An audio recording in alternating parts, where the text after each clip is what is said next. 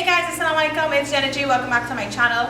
So today's video we're going to be making a popular street food here in Trinidad called kachori. So kachori is a fried delicacy, a fried appetizer, finger food or snack if you want to call it that. And it's made from chickpeas, a combination of chickpeas or chana and split peas. So you grind it up, you add some flour, some green seasoning and you fry it. And it's usually enjoyed with chutney, either grated chutney or boiled chutney. So let's get into the video. These are the ingredients for our kachori. So I've got some chickpeas or some chana that I soaked overnight. I have some split peas, yellow split peas that I also soaked overnight. I've got some flour and some baking powder, some shadow benny, some chive, onion, garlic, pepper, hot pepper and pimento.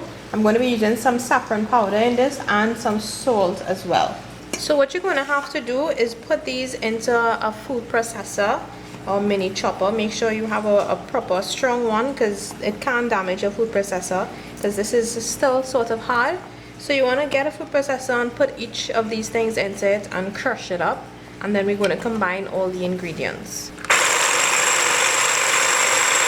So this is what it looks like when it's all crushed up in the chopper. So all our chickpeas are nicely crushed up, so we're going to do the same thing with the split peas. Split peas. So now we've got our split peas all crushed up. So the next thing I'm going to do is just make the green seasoning. So I'm going to add all the garlic, the onion, the pepper, pimento, chive, shadow benny to the food processor and just crush it up as well. So now we've got our green seasoning done as well. So now we have all our ingredients all crushed up. So what we're basically going to be doing is just adding everything. We're going to combine all of them. So this is the chickpeas or the chana and the split peas. And to this, I'm going to be adding my green seasoning. You're going to mix it up properly so you get the green seasoning all through. So I'm just going to use my hands and mix everything up. So you can taste it to see if you need to add any more salt. And this is something, because it's so like dense and it's not like your pylori or like your sahina that tends to be a little quote-unquote spongy or fluffy. This tends to be a little more dense. So I like to season it up nicely so that every time you bite into it you get that nice seasoning taste. So the next thing you're going to do is just basically form these shapes in your hand and you're going to just fry it. So I'm going to put my oil up to heat up and then we're just going to fry it.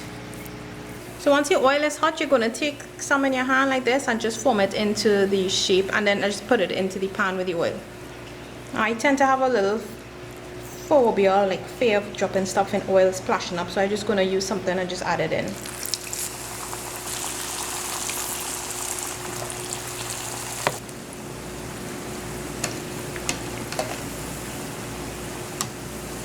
So once they're all finished, you're just going to put them across. I put paper towel for them to drain out.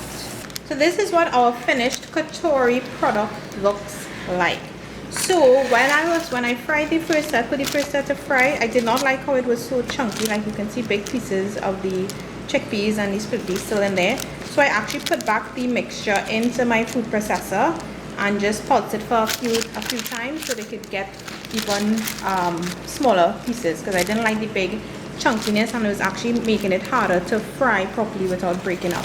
So you want to be mindful of that. Just be careful with that step. You can try to mince it as fine as possible so it'll be easy to handle, and also it'll be a lot smoother in the consistency, so you won't be having these large chunks of the chickpeas or the split peas.